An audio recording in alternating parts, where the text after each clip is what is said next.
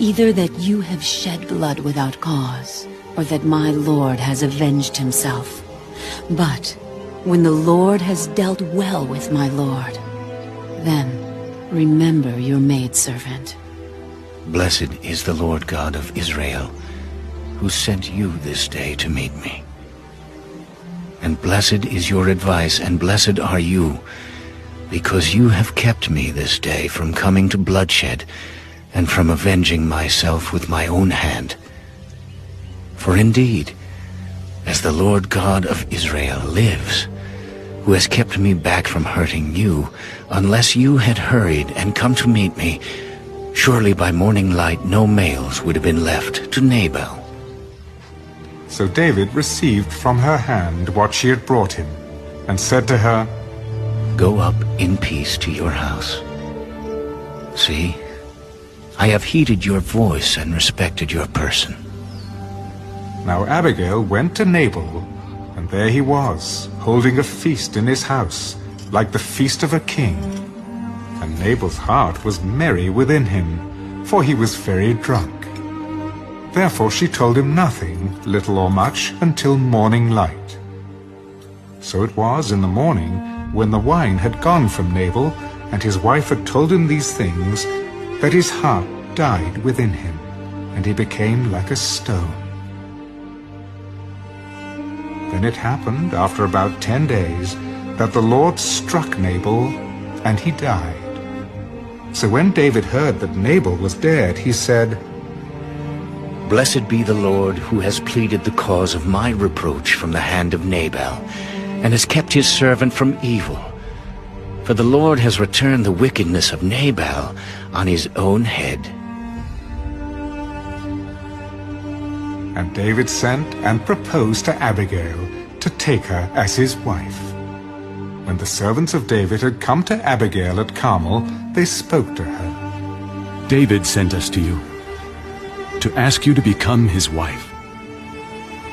Then she arose, bowed her face to the earth. Here is your maidservant, a servant to wash the feet of the servants of my Lord. So Abigail rose in haste and rode on a donkey, attended by 5 of her maidens. And she followed the messengers of David and became his wife. David also took Ahinoam of Jezreel, and so both of them were his wives. But Saul had given Michal his daughter, David's wife, to Paltai, the son of Laish, who was from Galim.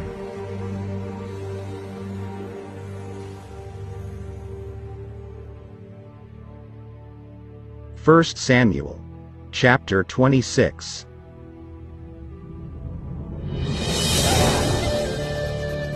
Now the Ziphites came to Saul at Gibeah.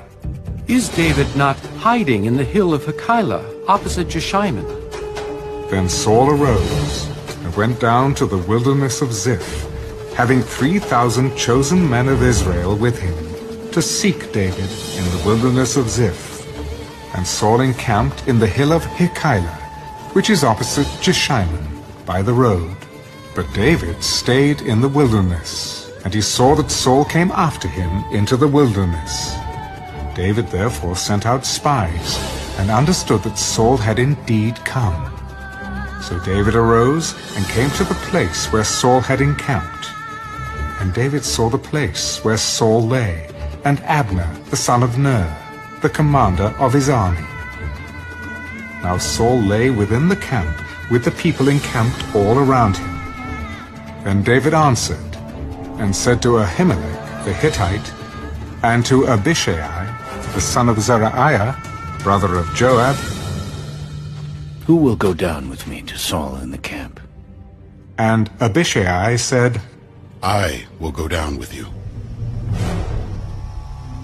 So David and Abishai came to the people by night, and there Saul lay sleeping within the camp, with his spear stuck in the ground by his head, and Abner and the people lay all around him. Then Abishai said to David, God has delivered your enemy into your hand this day. Now, therefore, please, let me strike him at once with the spear, right to the earth, and I will not have to strike him a second time. Do not destroy him. For who can stretch out his hand against the Lord's anointed and be guiltless? As the Lord lives, the Lord shall strike him, or his day shall come to die, or he shall go out to battle and perish. The Lord forbid that I should stretch out my hand against the Lord's anointed.